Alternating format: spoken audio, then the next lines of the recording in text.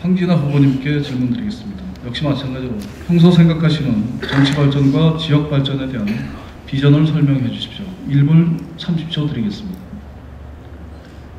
민주주의를 실천하는 그런 정치가 되는 것을 우리는 민주화가 달성됐다고 합니다. 그러나 안타깝게도 우리는 아직 그게 안 돼 있습니다. 국회에서부터 안 돼 있습니다. 민주주의를 지키는 그 원칙을 지키는 정치가 되어야 합니다. 다수결이 통해야 합니다. 토론이 존중돼야 합니다. 이것을 차단하고 막고 폭력으로 저지시키는 그런 정치는 바로 구태 정치고 민주화를 저지시키고 있습니다. 그래서 민주주의의 원칙을 지키는 정치가 되어야 되고 이걸 위배하는 정치는 국회에 들어오지 못해야 됩니다. 이것이 저는 민주정치의 발전이고 정치의 발전이라고 생각합니다. 지역 발전을 위해서는 제가 모두에 말씀드렸습니다. 여기가 전방지역이 낙후되어 있는데 낙후된 전방지역을 해소할 수 있도록 하는 방법, 이것이 적경지역 특별법이 탄력을 받고 갈 수 있도록 해야 된다는 문제가 있고, 통일경제특구법을 통해서 분단극복을 하면서 평화통일로 갈 때 우리 지역 발전은 당연히 될 수가 있다. 이거를 모든 시민들과 합쳐서 제가 만들어낼 것이다. 이런 의지를 가지고 실천하고 있다는 말씀을 드리겠습니다. 자, 박정호 후보님 반론을 펴주십시오. 1분 드리겠습니다. 정치 발전에 대한 말씀을 아까 하셨는데 경제 답변만 했습니다. 저한테 계속 민주당에 대한 얘기 또 통합진보당에 대한 얘기를 하시는데 저는 지금 무당입니다. 그리고 싸움이라는 것이 한쪽에서 뭐 시비를 걸었다 그래서 상대방이 맞장구 치지 않으면 싸움이 일어나겠습니까? 그 양비론입니다. 지금 다수의 힘만 믿고 밀어붙이는 새누리당과 거기에 또 민주당, 통합진보당 이런 것들이 타협을 하지 않으면은 그것은 토론이 되고 타협이 되지 않으면은 진정한 민주주의라고 볼 수 없습니다. 가장 지역을 다니면서 듣는 소리가 싸움하는 거 지겹다. 너 국회 들어가면 싸움 좀 하지 마라. 이렇게 제일 많이 말씀하십니다. 앞으로 정치가 선진화되려면은 토론을 길게 하되 그것이 싸움으로 일어나지 않는 그런 정치를 해야 된다고 생각합니다. 네, 김영대 후보님 1분 내로 반론해 주십시오. 예, 거듭 말씀하시는 게 이제 다수의 의견이 수렴되고 그렇게 말씀하십니다. 저는 예를 들어서 묻고 싶습니다. 4대강 사업할 때 수십조 원을 끌어다가 콘크리트 사업하는 걸 반대하는 것, 그리고 환경을 파괴하는 것, 또 여러 가지 문제를 발생시킬 수 있는 문제점 때문에 다수 국민들이 반대했습니다. 그게 다수 국민이 반대하는 여론이 언제 특정 신문사뿐만 아니라 모든 여론조사에서 거의 1년 동안 일관되게 나온 게 있습니다. 그러면 다수당이 됐다고 해서 국민의 다수의 목소리를 외면하고 일방적으로 몰아붙이고 불법적으로 최근에 4대강 사업했다라는 게 다 밝혀졌습니다. 환경평가도 안 받고 여러 가지 절차를 거치지 않고 불법 예산 편성하고, 이거에 대해서 어떻게 생각하시는지 말씀해 주시면 좋겠습니다. 네, 황진아 후보님 1분 내로 재반론해 주십시오.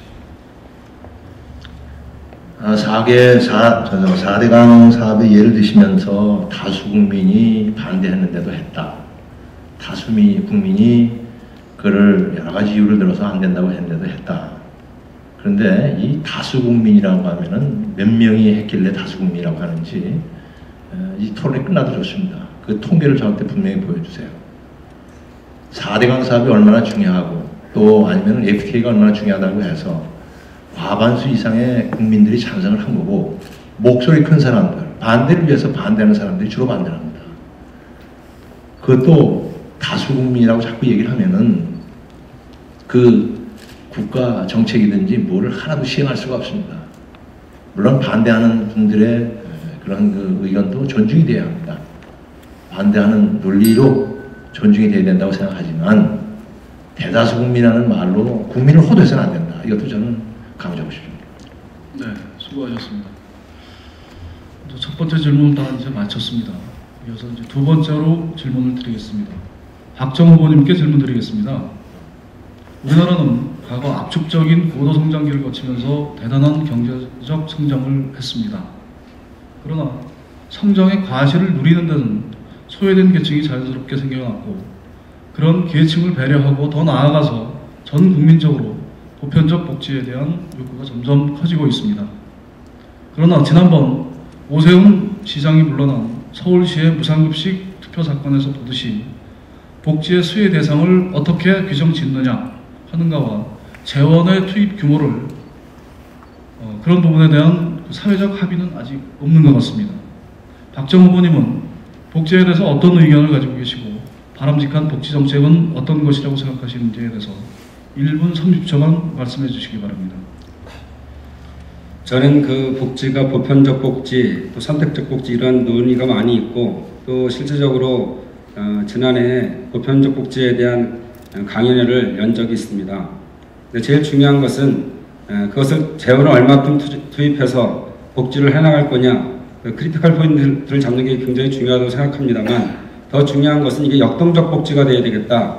단순하게 퍼주기 또는 단순하게 뭐 선별적 이런 문제가 아니라 이것이 선순환으로 이 복지적 정책에 의해서 여러 소외된 계층을 혜택도 주면서도 그 사람들이 지속 가능한 자립경제로 갈 수 있도록 하는 것이 중요하다고 생각합니다. 물론 이 복지의 개념은 우리가 달리기를 할 때 한번 쓰러져서 넘어졌을 때 주저앉는 것이 아니고 다시 일어서서 뛸 수 있도록 만들어주는 것이 중요하다고 생각합니다. 그리고 이 소외계층이라는 것이 소외계층이 있을 때 소외계층은 스스로 일어나서 뛸 수 있는 만큼의 힘이 없을 수도 있습니다.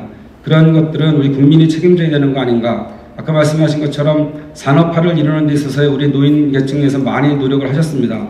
저희 계층만 해도 저희 층만 해도 연령대는 연금이라든지 이런 것들이 있을 수 있었지만 어르신들은 그런 연금조차 없이 모든 것을 헌신만 하셨습니다. 그런 분들을 위해서의 복지 노력 이런 건 중요하다고 생각합니다. 네, 김영대 후보님 1분 내로 반론해 주십시오. 반론입니까? 예. 이에 대한 어떤 기본적인 기본 철학에 대해서 먼저 말씀을 해주셔야 되는데 일반적인 보편적 복지 이런 얘기만 하시고 왜 복지가 이 사회에서 필요한가, 중요한가, 지금 어떤 상태인가 이런 점에 대해서 좀 구체적성이 없는 것 같습니다. 그래서 그런 걸 좀 구체화해야 우리 유권자들이 선택의 폭을 넓히지 않냐 하는 점을 조언을 그냥 드리고 싶습니다. 예. 네, 황진아 후보님 1분 내로 반론해 주십시오. 복지는 선진국가로 가면서 반드시 보강되고 개선돼야 하는 것은 분명합니다. 근데 지금 우리는 복지 해가지고 복지가 포퓰리즘 쪽으로 가고 있어요. 그렇기 때문에 그것이 걱정되는 분야인데 복지를 생각할 때는 국민이 부담하는 세금을 같이 생각해야 합니다. 그리고 또 한 가지 무시 못할 것은 복지가 모럴 해저드에 어떤 영향을 주는가를 생각해야 돼요. 이런 것에 대해서 박정 후보는 어떤 생각을 갖고 계신지 오늘 되묻고 싶습니다. 네, 박정 후보님 1분 내로 재반론해 주십시오. 복지의 논쟁은 북유럽식 복지냐 미국식 복지냐로 크게 나눌 수 있을 것 같습니다. 북유럽식 복지가 보편적 복지고 미국식 복지가 선택적 복지입니다. 근데 지금 보시는 것처럼 미국이 아무리 많은 복지에 돈을 쏟아붓더라도 계층에 대한 투자가 잘못되어 있고 선택적이기 때문에 그것은 잘못됐다고 지금 결과가 나와 있습니다. 그래서 복지 논쟁에서 또 한 가지는 노인연금, 기초노인연금액이 지금은 9만 원인데 18만 원 2배를 올려도 그것이 국가적 재원상 효율성이 30% 상승한다는 통계도 나와 있습니다. 그렇듯이 재원을 제대로 투입해서 그것이 더 효율적일 수만 있다면 얼마든지 복지는 더 가능하다고 생각합니다. 그것이 다 무조건 퍼주기시라고 볼 것이 아니라 분명히 유럽식 복지에서는 2만 불에서 시작해서 지금 4만 불, 7만 불까지 하는 나라도 있습니다. 선택의 문제라고 생각합니다. 네, 끝나셨습니까? 예. 이게 그 질문하시면서 답변을 못 듣는 그런 부분이 있을 수 있습니다. 나중에 그 후보님과 상대 토론을 하는 그런 시간이 있습니다. 그때 다시 한번 집중적으로 문제 제기를 해주시기 바라겠습니다. 다음은 김영대 후보님께 질문드리겠습니다. 다 아시는 바대로 파주는 지정학적으로 남북관계의 영향을 직접적으로 받는 지역입니다.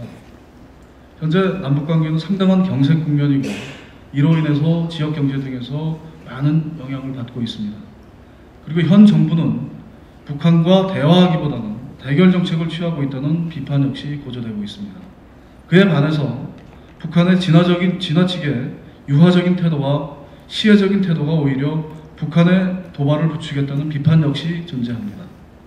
그 결과 사회적, 정치적으로 극단적인 갈등이 표출되고 있습니다.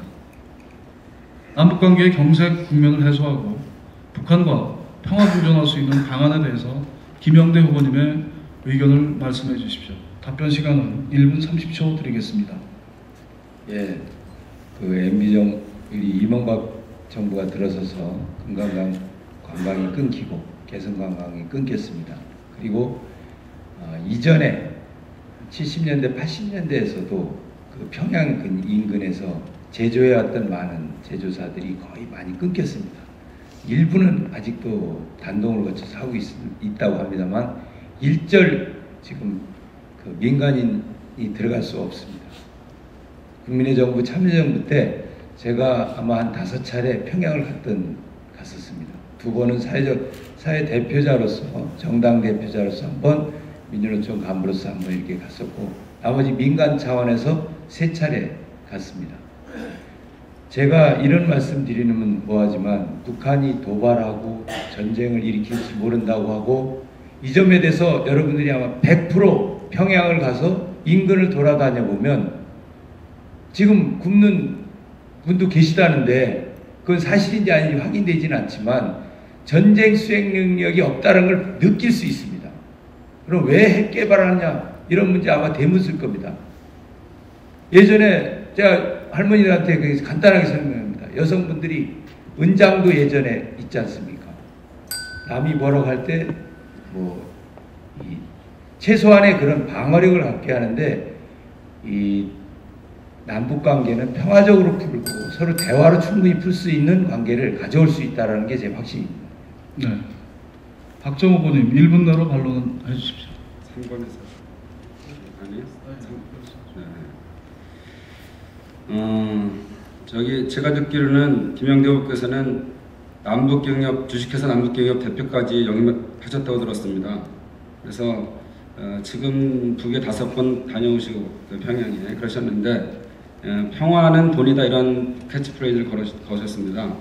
단순히 그 평화는 돈이 어떻게 되는지 이런 것들을 좀 설명해 주시고요. 그래서 특히 통일경제특구법에 대한 것들을 비교해서 좀 말씀해 주셨으면 고맙겠습니다. 네, 다음은 황진아 후보님 1분 내로 반론해 주십시오. 김영대 후보님이나 또 아니면 사회에서 지금 그런 논리를 가지고 있는 분들이 제법 있다는 건 제가 알고 있습니다. 지금 방금 말씀하시면서도 북한이 잘 확인되지는 않았지만은 굶는 사람, 이런 사람 이런 걸 봤을 때 전쟁을 일으킬 능력이 없다라고 보면서 이 북한 관계를 정하는 데 있어서는 북한을 이용하고 북한을 화해를 해가야 된다는 쪽을 주장을 하셨고요. 관광객도 끊겼다라는 얘기를 하셨어요. 관광객이 끊긴 이유가 뭡니까? 금강산에서 북한이 우리 관광객을 아무 이유 없이 쏴죽인 겁니다. 그걸 갖다가 안전을 보장하라고 얘기를 하니까 일방적으로 끊어버린 거예요. 그리고 전쟁 수행 능력이 없다라고 말씀하셨는데 북한의 군대는 우리가 주었던 그런 식량 가지고 다 불량미로 해가지고 먹여 살리고 제대로 삽니다. 생일날 북한 김일성 생일날이나 김정일 생일날 그 쌀만 그 돈만 가져도 굶기지 않는 그런 북한입니다. 네, 5초가 지나서 아마 마이크가 꺼졌을 겁니다. 이어서 김영대 후보님 1분 내로 재반론해 주십시오. 예, 황진아 의원님은 조선일보만 보시나 봅니다. 다른 신문도 좀 봐주시고요. 우리 박정호 후보님 질문에 지금 연평도에 포격이 됐을 때도 개성이 문을 닫지 않았습니다.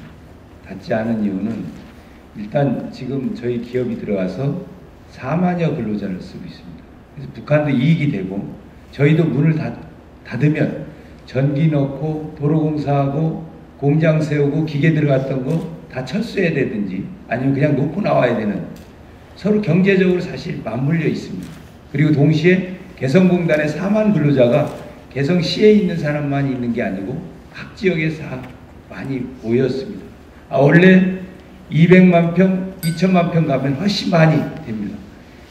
그렇듯이 경제 협력이 되면 서로 이익이 되는 그런 상황에서의 관계를 맺으면 충분히 맺을 수 있다는 걸 말씀드리겠습니다. 네, 수고하셨습니다. 다음은 황진아 후보님께 질문 드리겠습니다. 한미 FTA가 체결이 돼서 이제 그 효력을 발휘하고 있습니다. 황진아 후보님께서는 한미 FTA 체결에 적극적인 호응을 하셨습니다. 한미 FTA가 우리나라의 경제 영토를 넓히고 국익에 도움이 된다고 하는 주장과 반대로 우리나라보다는 오히려 미국의 이익이 더 많다고 하면서 한미 FTA를 폐기해야 된다고 하는 주장이 극명하게 대비하고 있습니다. 그리고 파주 지역 내에 농촌 경제를 피폐하게 해서 지역 경제 역시 어렵게 만들 것이라는 그런 주장이 있습니다. 이 부분에 대해서 황진아 의원님은 어떤 입장이신지 밝혀주시고요. 답변 시간은 1분 30초 드리겠습니다. 저는 한미 FTA뿐만 아니라 다른 나라와의 FTA도 굉장히 중요하게 생각을 하고 앞으로 미래의 어떤 그런 전략적인 그런 관점에서 발전시켜야 된다고 찬성을 해봤습니다. 그것은 우리나라가 무역을 해서 먹고 사는 나라입니다. 우리나라 국민 총생산량의 약 80%가 무역으로부터 들어옵니다. 이런 것을 FTA를 통해서 상대국에 수출하고 우리가 받아들이면서 무역국가로서의 발돋움을 할 수 있는 계기가 되는 게 FTA입니다. 그렇기 때문에 FTA는 우리 미래의 성장 동력이고 이것을 중심으로 해서 우리 국익이 발생한다 이렇게 생각하는 겁니다. 그리고 방금 사회자 지적하셨던 것처럼 파주에 무슨 농업인이 많고 또 이것 때문에 피해 볼 수 있는 그런 산업 분야가 있습니다. 그것에 대해서는 정부가 적극적으로 보상 대책을 세워서 나가는 겁니다. 그렇기 때문에 노무현 정부 때도 이걸 정말 중점 사업을 했습니다. 근데 정부가 바뀌니까 아니다 그러고 폐기한다. 이렇게 책임 없는 정당이 정당인지 정치 집단인지 잘 모르겠어요. 국제 간의 신뢰가 이렇게 깨지고 국민의 아주 먼 전략을 생각할 때 반드시 지켜야 되는 FTA를 반대하겠다라는 얘기는 맞지가 않고요. 피해 대책은 분명히 세워서 우리 농업 이런 것들을 보호해야 된다 생각합니다. 네. 박정 후보님 1분 내로 반론해 주십시오. 파주는 도농 복합도시입니다. 지금 파주시의 농축산업 인구가 2010년 현재 26,000명에 달하는데 농지 면적도 또한 2010년 현재 12,247헥타르라고 합니다. 해마다 비율이 줄고 있으나 적지 않은 면적이며 적지 않은 인구입니다. 그런데 지금 한미 FTA로 예상되는 농축산업 피해액은 10년간 최소한 10조 5천억입니다.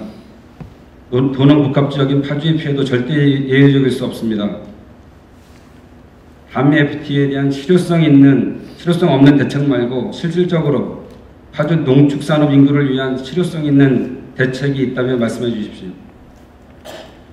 네, 김영대 후보님 1분 내로 반론해 주십시오. 예.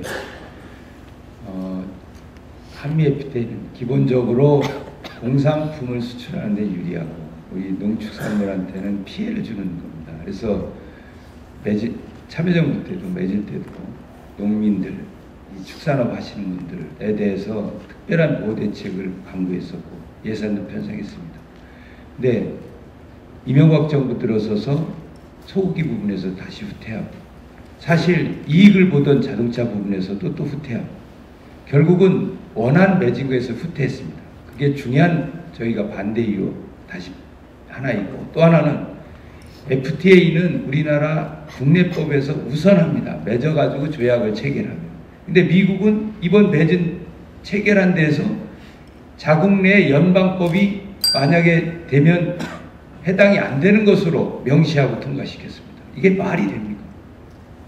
이거에 대해서 저희가 반대하는 이유는 분명하고요. 재협상해야 된다고 생각하고 있습니다. 황진아 후보님 1분 이내로 재발론을 해주십시오. 지금 FTA에 대해서 이제 피해 대책이든지 농민 대책에 대해서 말씀하시면서요. 이 FTA에 대해서 지금 피해 보완 대책으로 만들어진 그런 그 지원 대책이 여야 간의 합의가 거의 다 됐었습니다. 여야 그다음에 정부가 협조를 해서 만들었고 그걸 원내대표끼리 다 합의가 했던 겁니다. 그거는 재정 지원 규모가 24조 1천억 그리고 세제 지원이 29조 8천억 해서 약 54조의 돈이 피해 보완 대책으로 나도록 되어 있습니다. 그런데 이걸 여야가 합의해도 해놓고도 자꾸 야당 내부에서 반대가 있어가지고 갑론을박하다가 결국 깨지고 FTA가 통과가 된 겁니다. 근데 제가 안타까운 것은 이번에 파주 지역을 다녀보니까 피해 보완 대책이라고 한 것이 좀 더 실질적으로 적용이 돼야 되겠다 하는 생각은 했습니다. 보완 대책은 계속 보완시켜 나갈 겁니다. 예, 수고하셨습니다. 이번에는 후보 간 상호 토론 순서로 넘어가겠습니다. 상호 토론의 형식은 한 후보가 다른 두 후보에게 질문을 하면 지명을 받은 두 후보에게 답변 기회를 드리겠습니다. 이어 두 후보의 답변을 듣고 질문자가 반론을 하시면 반론에 대한 재반론의 기회를 각각 한 번씩 드리겠습니다.